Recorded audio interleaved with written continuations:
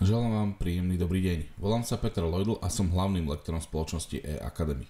Počas našich prezenčných školní sa občas stretávame s nezhodným priestorom, v ktorom máme školiť. Práve preto som pripravil toto video, aby som nazdielal naše skúsenosti a odporúčil, ako by mohla taká školiaca miestnosť vyzerať. Poďme sa na to pozrieť. Naša spoločnosť má vlastnú unikátnu metódu, ktorou vlastne zabezpečujeme vzdelávanie. Takže ako jediný na Slovensku robíme vstupné testy, ale praktické vstupné testy, nie dotazníky na webe. Následne robíme vzdelávanie s lektorom, dnes sa budeme baviť o prezenčnom vzdelávaní a špeciálne forma riadený tréning, ktorá nám veľmi pomáha udržiavať vedomosti.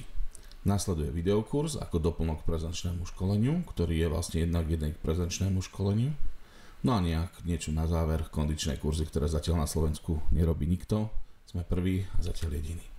Poďme sa teda pozrieť na to vzdelávanie s lektorom, ktoré je kľúčové a kde potrebujeme mať vhodnú miestnosť. Poďme na to. V školiacej miestnosti vždy máme nejaké plátno alebo stenu, na ktorú vlastne premietame preberanú tému. Následne máme napríklad nejaké stoly, stoličky a rozmiestnenie lektora. Takže poďme sa pozrieť, ako to vyzerá napríklad u jedného z našich zákazníkov. Máme rozmiestnené nejaké stoly, to sú tieto modré obdĺžniky, potom stoličky účastníkov, stolička lektora a sú tu traja ľudia, kde máme stoličku účastníka bez podpory. Čo to znamená? Znamená to, že priestor pre pohyb lektora je veľmi obmedzený. Lektor chodí po tejto tyrkysovej farbe, to znamená, on sa veľmi pekne dostane k tomuto prvému človeku, ale k týmto ďalším trom už má problém. U tohto zákazníka žiaľ sa nedá táto zadná rada stolov posunúť, lebo je primontovaná k podlahe. To znamená, my vieme chodiť okolo nich, vieme im pomáhať, vieme s nimi pracovať, ale už prístup napríklad k tomuto človeku a k tomuto človeku je veľmi problematický. Tu do stredu sa vlastne nedostaneme. Lebo tie stoly sú veľmi blízko. Takéto technické možnosti sú u tohto zákazníka. Poďme sa pozrieť na ďalší priestor. Toto je ešte horší variant. Toto sa nám stalo tiež, že pri vstupe do miestnosti, to znamená, takto sme vošli, máme vlastne priamy prístup iba k dvom ľuďom. Premietame na plátno, to je v poriadku, ale máme tu vlastne 8 ľudí z 10 sú nedostupní. My nevieme za nich prísť a pomôcť im, keď potrebujú pomoc. Samozrejme, kolegovia sa im snažia pomôcť na tom školení, tá atmosféra je vždy tam dobrá, ale my sa vlastne k ním nedostaneme, lebo tie priestorové možnosti nie sú dobré. Na prednášku je to perfektné, ale na riadený tréning je to nie veľmi vhodný priestor. A zápasí s tým ten náš zákazník. Niečo podobné je vlastne u tohto ďalšieho zákazníka, kde ľudia sedia po dvojiciach. Zase sa vlastne dostaneme len k tejto prvej polovici. To znamená, dostávame sa len k tým ľuďom, ktorí sedia blízko k uličke a ten lektor, keď sa tu hýbe, tak sa vlastne k tým ľuďom okolo tej steny nedostane. Najhorší priestor, čo sa nám zatiaľ podarilo v ňom školiť, bolo dočasné pracovisko v jednej spoločnosti, kde sme vlastne v takých kontajnerových prevádzkach školili, kde to bolo tak urobené, že vlastne ľudia sedeli a chrbtom sa opierali o steny. To znamená, uprostred bol stôl, kde sme mali počítače, bol tam monitor, tu pracoval lektor a lektor vlastne videl len dvom ľuďom na monitori. Bolo to potrebné pre nich školenie, ale žiaľ tie priestorové možnosti neboli vhodné.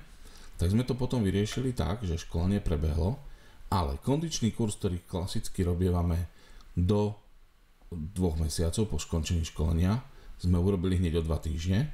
Zmenili sme umiestnenie tých stolov, to znamená, lektor sedel na jednej strane stola a ľudia vlastne po dĺžke. Dali sme projektor, našťastie mal takú funkciu šikmého vysielania a lektor chodil poza účastníkov a spolu sme to odškolili formou kondičného kurzu. Takže ešte raz sme si precvičili všetky veci, ale mali sme len polovicu ľudí. Bolo to vysoko efektívne a ľudia si to potom veľmi chválili. Takže keď nie sú priestorové možnosti, tak musíme trošku to zmeniť organizáciu, až dopadlo to veľmi dobre. Poďme sa pozrieť, ako by mohol vyzerať vhodný priestor. Určite ľudia potrebujú vidieť dobre na plátno. Nám tento priestor vyhovuje, lebo sa vieme dostať poza každého jedného človeka a ten človek sa vie pozrieť na tú chvíľočku na plátno, kým mu niečo ukážeme. A potom v rámci riadeného tréningu, keď rieši cvičenia, tak sa pozerá priamo na ten svoj monitor. Toto je napríklad veľmi vhodný priestor. Napríklad tu sú traja ľudia za vrch stola, nikde ten vrch stôl sa nedá urobiť, ale ľudia sedia oproti sebe a vidia potom na to plátno. A veľmi dobrý priestor je v podstate ten istý spôsob, čo som teraz ukazoval, ale treba si dať pozor ešte na jednu vec, a to, kde to plátno je. Keď je tá miestnosť veľmi veľká a to plátno je ďaleko, alebo tá stena je ďaleko, tak ľudia, ktorí sedia vzadu, tak vlastne mali by pozerať cez ľudí, ktorí sedia pred nimi. Takže potom treba, aby to plátno bolo nejak vhodne umiestnené, aby tí ľudia zadu videli čo najväčšiu oblasť. Priestorové možnosti v každej firme sú iné a každý personalista chce, aby bolo to školenie čo najlepšie. My sa vždy snažíme, aby sme mali dostatok priestoru, aby sme mohli tým ľuďom ísť v ústrety, aby sme ich naučili čo najviac. To je z našej strany za tento mesiac všetko. Želám vám všetko dobré a budeme sa tešiť na spoluprácu. Dovidenia.